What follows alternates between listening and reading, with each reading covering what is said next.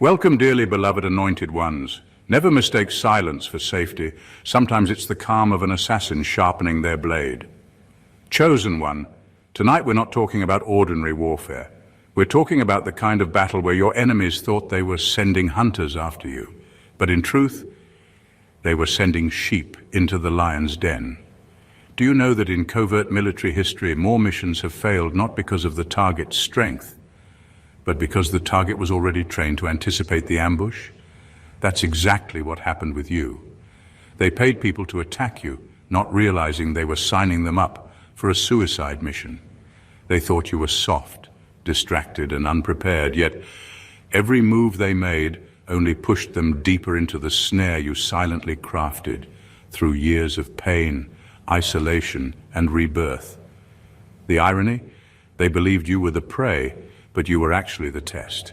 They just didn't know the exam came with lethal consequences.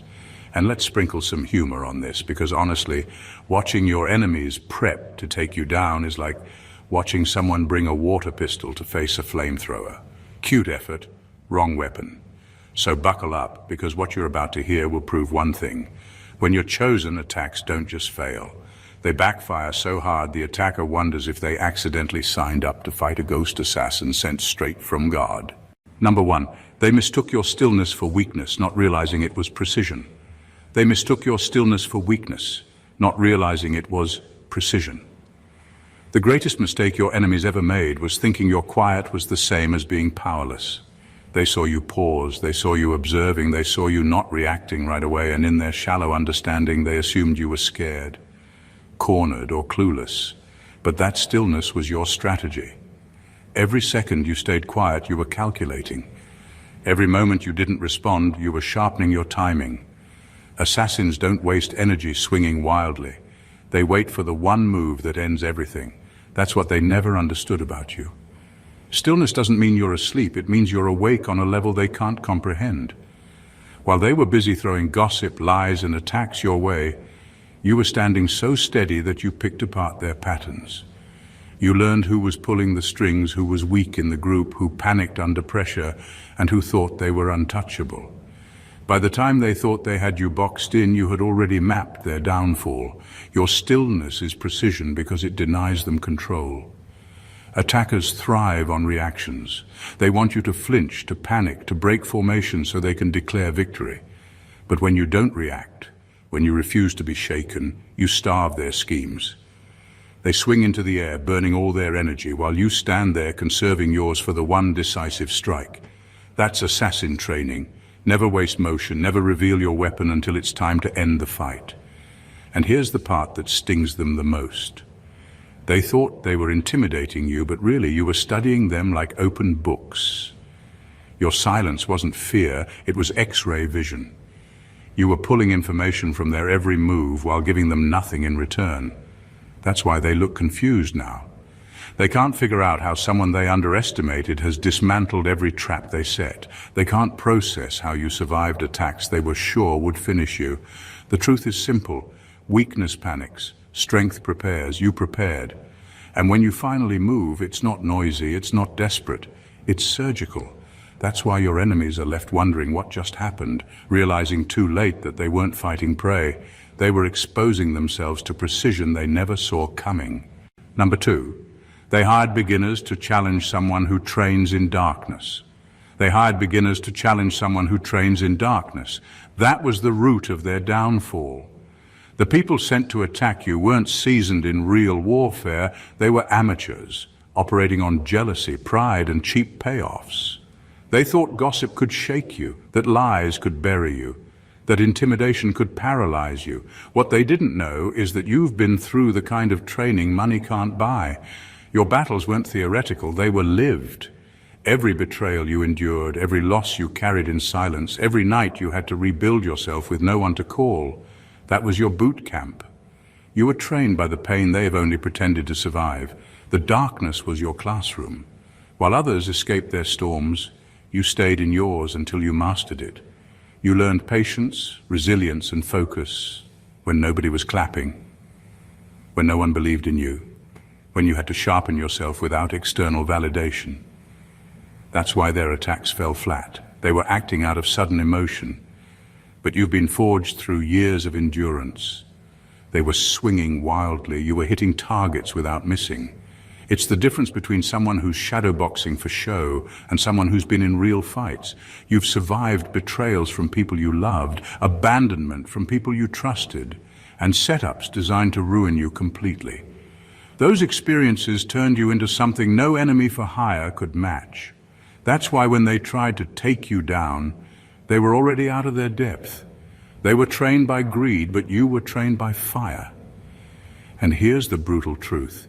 They thought they were walking into an easy job, but they were signing up for humiliation. Attacking you was never going to be a win. It was a lesson. They were too inexperienced to see that when they came against you, they weren't just dealing with a person. They were dealing with everything you've survived. That survival is what makes you dangerous.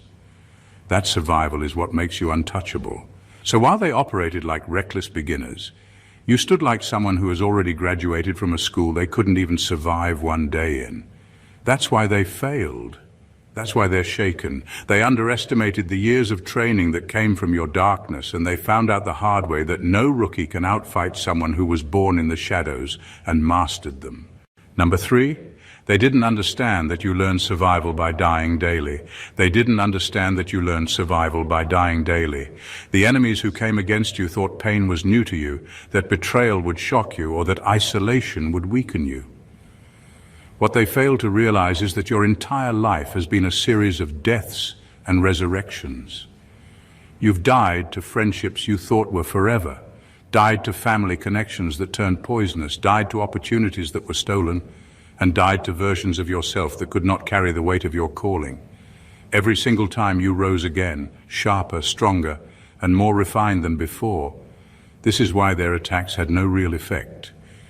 They were swinging at a person who had already buried countless versions of themselves and learned how to breathe again after every loss.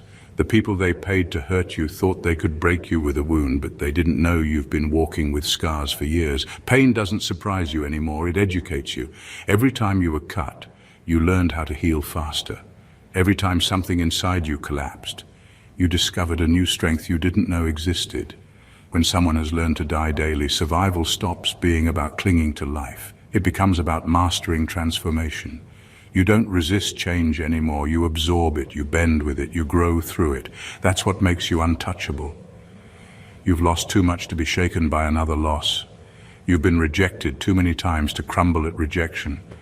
You've been forced to rebuild from nothing so many times that starting over doesn't terrify you. It empowers you. This is the edge your enemies didn't see coming. They thought an attack would be your end. But for you, endings are beginnings. They thought betrayal would leave you broken, but betrayal has always been your trainer. They thought loss would silence you, but loss taught you how to speak with more power. By the time they launched their mission against you, you were no longer the fragile target they imagined. You were someone who had already walked through fire and come out with the flames as armor. The truth is, they didn't face someone who feared death. They faced someone who has turned dying daily into a survival skill. And that kind of person doesn't just endure attacks, they turn every strike into resurrection fuel. Number 4, they mistook numbers for power, not knowing you fought alone against armies. They mistook numbers for power, not knowing you fought alone against armies. The truth is, there is no safety in numbers when the group itself is weak, fragmented, and fueled by nothing but a shared hatred.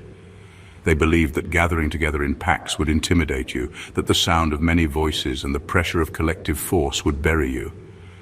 But what they didn't know is that you've spent years in solitude, fighting battles that came at you from every direction without a single hand to help you. You were forced to become your own army. While they depended on each other to feel strong, you learned how to generate strength from within. That kind of training changes everything. Solitude made you surgical. It taught you how to spot weaknesses in groups, how to see the cracks in their so-called unity, how to watch one person's hesitation infect the whole. Where they needed numbers to feel powerful, you discovered that true power comes from precision. When you fought alone against entire storms of betrayal, abuse, and spiritual warfare, a group of enemies looks less like an army and more like easy prey. What they don't realize is that numbers create noise and noise creates mistakes. The bigger their circle, the more room for errors, egos, and conflicts. You never needed 20 hands, you needed one move. That one move is focus. That one move is resilience. That one move is knowing who you are when no one stands with you. Numbers don't scare someone who has faced battles with zero support and still survived. In fact, their numbers expose them because you can see how desperately they cling to each other for courage while you stand firm on your own. They thought you would panic under the weight of so many voices rising against you, but you've already endured seasons where the whole world felt like it was against you. Those were your training grounds. That's where you learned how to dismantle enemies who think their strength comes from togetherness, when in reality it comes from discipline and spiritual depth. So when they came at you in numbers, they unknowingly repeated the same mistake history shows again and again. Armies fall not because of how many they have, but because of who they face. And when the one they face has survived armies in silence, the crowd doesn't intimidate them, it collapses before them. Number 5, they thought you were their target, but you were actually the test. They thought you were their target, but you were actually the test. That's the twist they never saw coming. In their minds, you were just another victim, someone they could use, betray, and discard without consequence. They believed the contract was simple: destroy you, silence you, take what they could from you. But what they didn't realize is that the whole setup was never really about you. It was about them. God positioned you as the measure, the mirror, the dividing line that revealed who they truly were beneath the surface. When they plotted against you, they weren't just exposing hatred, they were exposing their own blindness. They couldn't see the bigger picture. They couldn't see that their hands were being watched, that their motives were being recorded, that their choices were being weighed against eternity. They thought they were hunting, but their hunt became evidence against them. Your presence brought their real character into the light. It was never about your destruction. It was about the exposure of their greed, their dishonor, and their cowardice. Every attack they launched became a confession. Every scheme they joined revealed where their loyalty truly lay. By coming after you, they showed that they had no spiritual vision, no discernment, no understanding of who they were touching. They were blind to the fact that chosen ones carry an assignment far beyond what human eyes can measure. They couldn't see the weight of what was on your life, so when they reached for you, they were actually reaching into a trap that would strip them bare. And that's the part that unsettles them now. They thought you were bait for destruction, but in reality, you were bait for revelation. They didn't fail because you fought back harder. They failed because they exposed themselves. Their hands betrayed them, their words betrayed them, and their choices screamed louder than anything you could have ever said. God never needed you to retaliate. He just needed you to stand still long enough for their true selves to come out. And when it did, the test was marked. They failed. You weren't the hunted. You were the assignment designed to reveal who was blind, who was greedy, and who was too cowardly to stand for truth. They weren't exposing you. You were exposing them. Number 6, they didn't know you don't fight fair, you fight final. They didn't know you don't fight fair, you fight final. Your enemies assumed you would react the way most people do, trading insult for insult, strike for strike, wound for wound. They expected childish games where nobody really wins and the war drags on. But you don't fight to entertain. You don't fight to prove a point. You fight to end things so thoroughly that the same battle never dares to rise again. That's why they never stood a chance. Your defense isn't about scratching back or teaching temporary lessons. It's about creating such a decisive response that the threat itself collapses. You don't just silence attacks. You dismantle the ability to attack you again. That's the mindset of someone who has had to fight too many battles to waste energy on round 2. You've learned that survival requires efficiency. If you strike, it's surgical. If you defend, it's absolute. And once it's done, it's done. The people who came against you didn't realize this. They thought they were playing chess with someone who was distracted, emotional, and easily manipulated. But you weren't playing their game. You were rewriting the rules. You don't retaliate with petty moves. You retaliate with finality. When you close a door, it stays closed. When you expose an enemy, their mask never fits again. When you declare war over, it's because there's nothing left for war to hold on to. This is why you terrify them. They're used to people who leave cracks, who leave room for reconciliation, who can be provoked into endless cycles of retaliation. But you aren't built like that. You cut cycles, you close chapters, you seal coffins. That's why anyone who comes against you ends up regretting it, not because you shout louder, but because you leave no chance for round two. It's the assassin in you. Assassins don't fight fair because fairness drags battles into the future. They fight final because their mission is closure. And that's what you embody. When someone tries to destroy you, they don't get an extended war, they get their last war. You don't waste time scratching back because scratches heal. You strike where it ensures there's no comeback. And that's why every attack against you turns into silence. Because once you end it, it never rises again. Number 7, they thought you operated in the physical, not knowing your arena is the invisible. They thought you operated in the physical, not knowing your arena is the invisible. That's why they failed before they even began. They plotted with human strategies. They schemed with earthly weapons. They organized attacks through gossip, lies, intimidation, and manipulation. Tools that work well on ordinary people. But you aren't ordinary. You've never been. Your strength doesn't come from the surface. It doesn't come from fists or threats or numbers. It comes from a realm they cannot touch. And that's what makes you untouchable. The truth is, while they were building their traps in the physical, you were dismantling them in the spirit. They prepared flesh and blood weapons, but you don't war in flesh and blood. You war in prayer. You war in discipline. You war in the unseen spaces where their plots have no oxygen. Every move they made in the natural already collapsed in the invisible before it could touch you. They couldn't understand why their attacks never landed the way they planned. It's because they were swinging at smoke while you struck at their spirit. That's what unsettles them the most. You don't look like a fighter, but you fight on a level they can't comprehend. They were prepared for an argument, for a breakdown, for a visible reaction.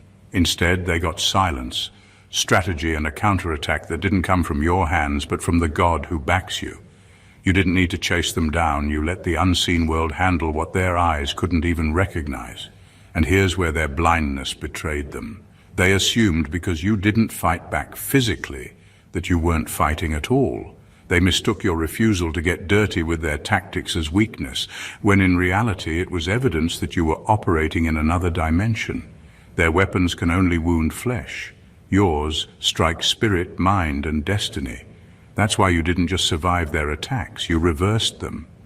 Every chosen one knows the real battlefield isn't in what people can see, it's in what they can't. That's why you're still standing. That's why they're exhausted and confused. They were busy trying to bruise your body and your name, but you were dismantling the very spirit behind their attacks. In the end, they were left swinging into nothing, while you walked away victorious from a war they never even understood. Number 8, they saw scars as proof of weakness, not as badges of immunity. They saw scars as proof of weakness, not as badges of immunity. That's where they miscalculated. To them, your scars looked like evidence that you'd been damaged, that you'd been broken down too many times to rise again. They mistook the marks left behind by your battles as signs you could be taken out easily. But what they didn't know is that every scar was actually a certificate of survival, proof that you've already faced weapons sharper than theirs and still walked away breathing. Scars don't make you fragile, they make you resistant. Your enemies don't understand that the very things they think disqualify you are the same things that make you impossible to destroy. Every betrayal hardened your discernment. Every heartbreak toughened your spirit. Every setup rewired your instincts. The poisons they thought would paralyze you became the medicine that trained your system to handle worse. When you've already survived venom, a little sting doesn't scare you. That's the power of someone who's been through fire. They don't flinch at smoke. They don't panic at sparks. You've already been engulfed, already burned, already tested by flames meant to incinerate you, and yet you came out walking. So when they launch their recycled tactics, when they try old tricks with new faces, they don't realize you've been inoculated. They're giving you a dose of poison you've already built immunity against. It's like watching an enemy pull out a weapon you've already been cut with before. The first time it drew blood, it almost ended you. But you survived, and the wound became wisdom. Now when they swing with that same blade, it doesn't pierce you.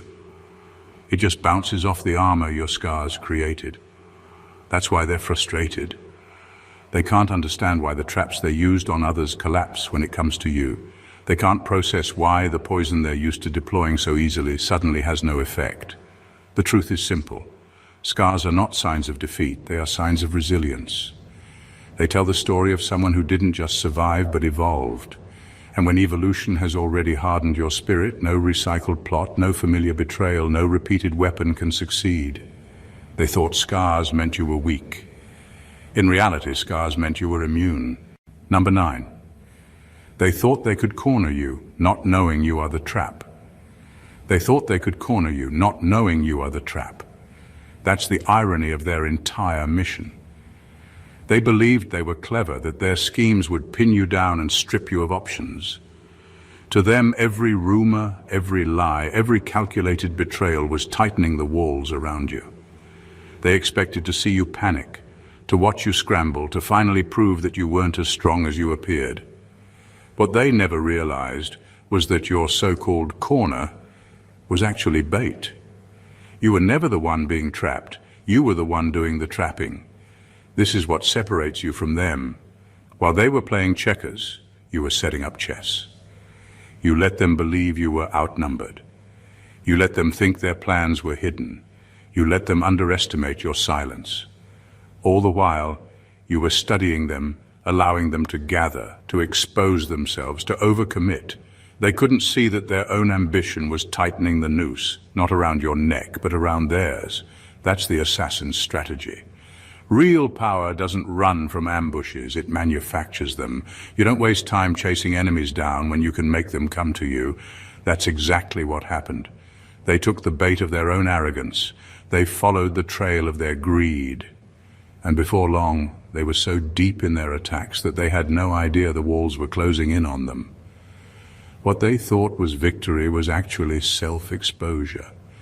They thought you were cornered, but corners are where hunters wait. You turned what looked like weakness into the perfect setup. The more they pressed, the more evidence they created against themselves. The more they tried to box you in, the clearer their intentions became to everyone watching. By the time they realized what was happening, it was too late. They had walked right into the net you pretended not to weave, and this is why they can't win against you. Their strength lies in deception, but your strength lies in patience and strategy. They only know how to chase. You know how to lure. They assumed you were the hunted, but in reality you were waiting, calm, precise, and unbothered, until they trapped themselves. What they thought was your downfall was actually their exposure. They didn't corner you, they crowned you. Number 10. They thought they could break you with fear, not knowing you're intimate with it. They thought they could break you with fear, not knowing you're intimate with it. Fear isn't new to you. It's not a stranger. It's not an intruder. And it's certainly not a master over your life anymore. You've lived with fear in ways that most people wouldn't survive. You've walked through nights so heavy that breathing felt like a battle. You've faced betrayals that left you unsure if you'd ever trust again. You've endured losses that made the future look like a dark hallway with no exit. Fear has sat at your table, slept in your room, and shadowed you for years. But here's the difference. You never let it own you. You studied it, confronted it, and stripped it of its power.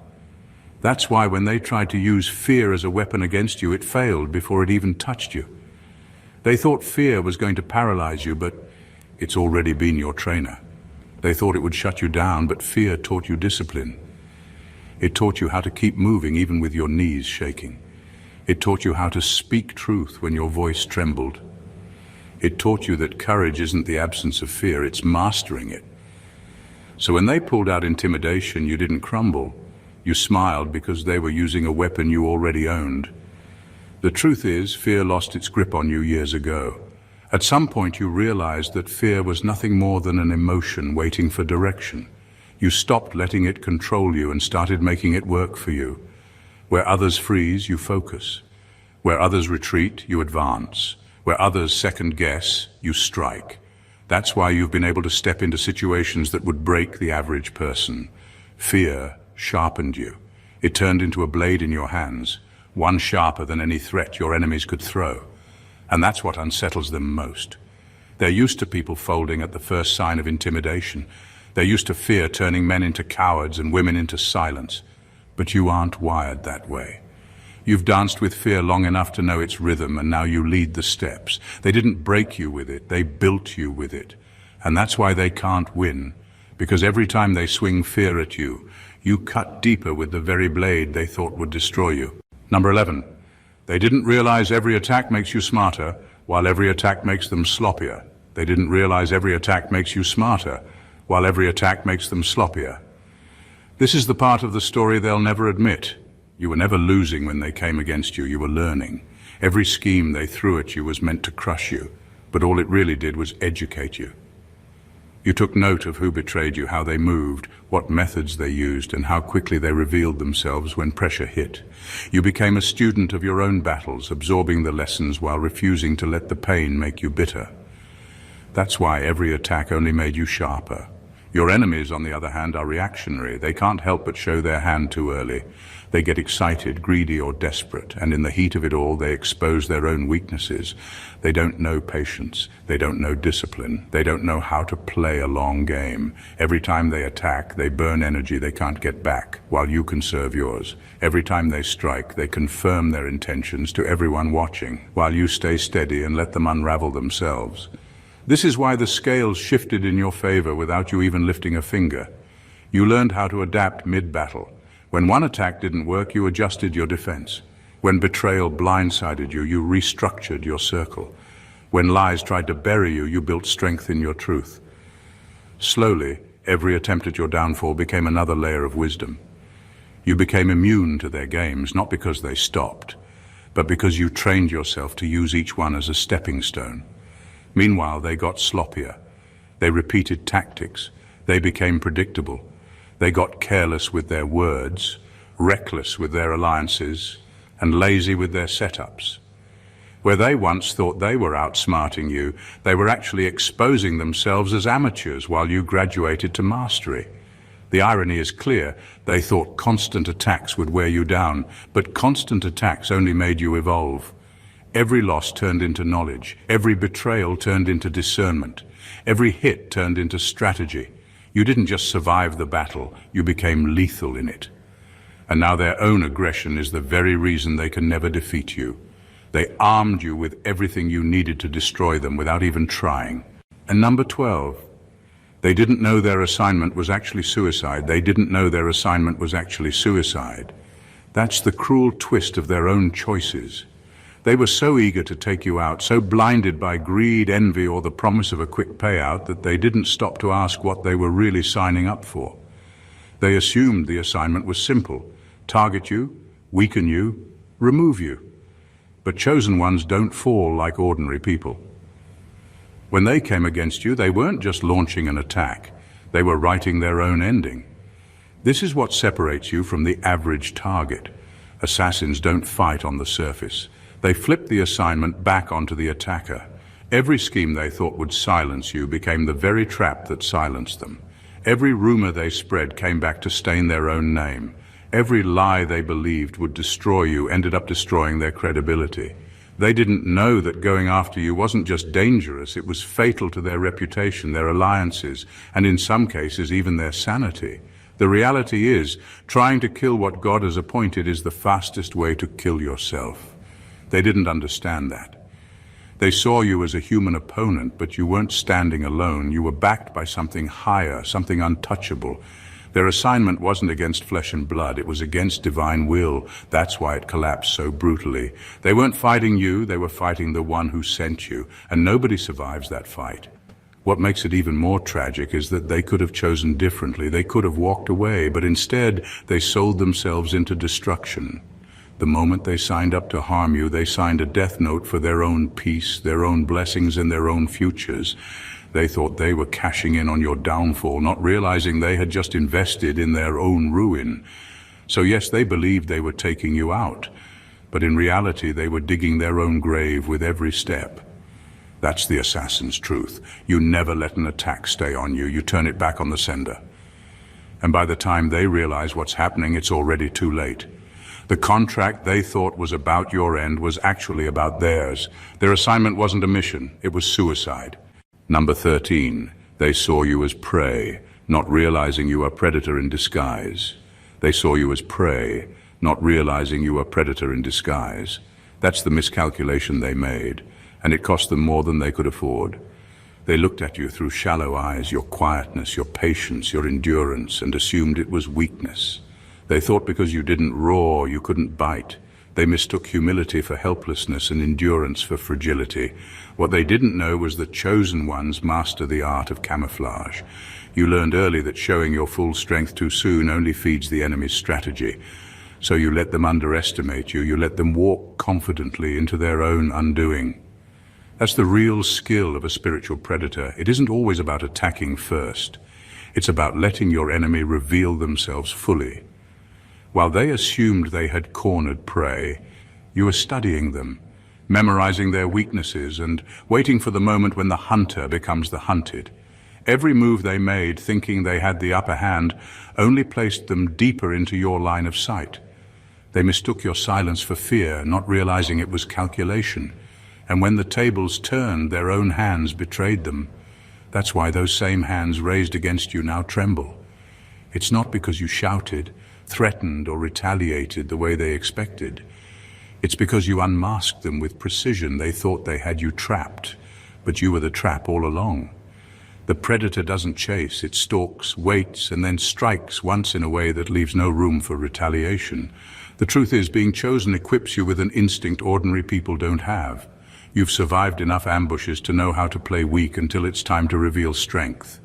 You've endured enough betrayal to recognize patterns others would miss. And you've been overlooked long enough to perfect the art of hiding power until it's too late for your enemies to escape it. That's why the trembling isn't just fear, it's recognition. They realized too late that they weren't hunting prey at all. They walked into the presence of someone who had been studying them from the shadows. Someone who knows how to finish battles without even starting them. They saw you as prey. What they didn't realize is that you were the predator in disguise, the quiet storm, the hidden blade, the one who never needed to be loud to be lethal.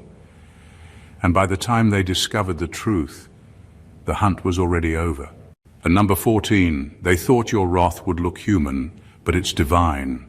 They thought your wrath would look human, but it's divine. That was their first mistake, believing you would respond to betrayal and attack the way they would. They expected tantrums, petty revenge, loud words, or desperate scrambling. They thought you would swing blindly out of anger, fighting them on their level. What they didn't understand is that chosen ones don't fight from ego, they fight from assignment. Your retaliation is never about proving a point, it's about carrying out the mandate God placed in you. That's why when you move, the atmosphere shifts. Your response is not fueled by pride, but by purpose, and that makes it untouchable. When God's hand is behind your actions, your wrath doesn't just stop an enemy, it dismantles their foundation. People underestimate this because divine retaliation doesn't always look dramatic. Sometimes it's silent collapse. Sometimes it's unseen battles that leave your enemies restless, broke, sick, or exposed. They think it's coincidence, but it's consequence. You don't need to plot their downfall. It's built into the structure of the mission you're carrying. Their attack wasn't just against you, it was against the one who sent you. That means the retaliation isn't yours alone. It belongs to heaven. And heaven doesn't miss. The reason they implode instead of just failing is because divine wrath is total. Human wrath aims to hurt feelings, reputations, or resources. Divine wrath targets the root. It shakes their masks, their alliances, their finances, their false confidence, and their spiritual covering. It strips them layer by layer until they're left exposed to the same darkness they tried to use against you. That's why many of your enemies collapse in ways that look unrelated to their attacks on you. It's not random, it's divine. This is why you never had to shout, plot, or scramble for revenge. Your enemies expected human wrath, but what met them was divine justice disguised as your calm retaliation. They thought they were playing with a person. They were actually wrestling with an assignment. That's a battle no human can win, and by the time they realized the war they picked wasn't against you, but against the force backing you, it was too late. Their failure wasn't just defeat, it was implosion, because nothing survives when it collides with divine wrath. The truth is undeniable. Every attack they launched, every scheme they conceived, every hand they raised against you only revealed their weakness and amplified your power. They mistook numbers for strength, fear for leverage, and human strategy for mastery, never realizing that you operate on a level they cannot perceive. Solitude sharpened you, scars fortified you, and divine alignment guided every move. While they acted in haste, panic, and ego, you moved with precision, patience, and purpose. They thought they were hunting prey, cornering a victim, or controlling a situation, but in reality, they were exposing themselves, walking into traps they could not see, and stepping onto a battlefield where they were unarmed. Your enemies failed because they assumed the rules of engagement were theirs to write. They didn't understand that you don't fight to scratch back. You fight to end things. You don't react, you resolve. You don't wage war in flesh and blood alone. You move in the unseen where their weapons are powerless. Every attempt to intimidate, harm, or destroy only served to educate you, to strengthen you, and to dismantle them. Their plots were nothing but lessons, their attacks nothing but ammunition for your rise. And the most extraordinary truth of all, they were never the hunters. You were never the prey. You were the test, the trap, the force that turned their ambition into self-destruction. Divine wrath, cultivated resilience, and strategic mastery mean that every strike they attempted has rebounded with consequences they cannot escape. They walked in thinking they were dealing with a human opponent, only to collide with a chosen one, someone whose power is far beyond human